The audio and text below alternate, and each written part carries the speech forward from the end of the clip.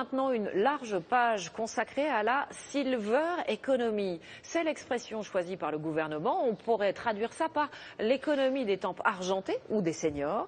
Avec 15 millions de personnes concernées, c'est déjà un pactole et ça ne se démentira pas dans les années à venir en raison de la démographie.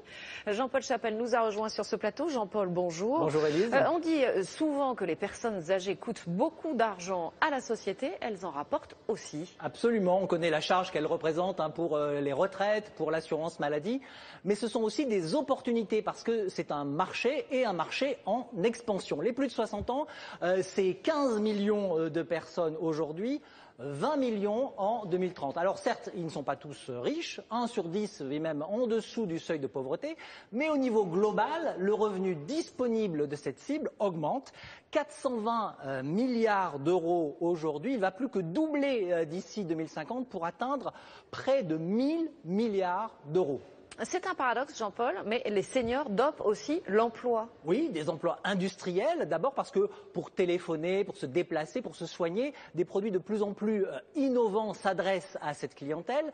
240 entreprises sont officiellement spécialisées dans cette silver economy. Ça représente 40 000 emplois aujourd'hui. On peut faire beaucoup plus. Et puis, il y a aussi les emplois de services, les aides à domicile. Le gouvernement en prévoit 300 000 de plus d'ici 2020.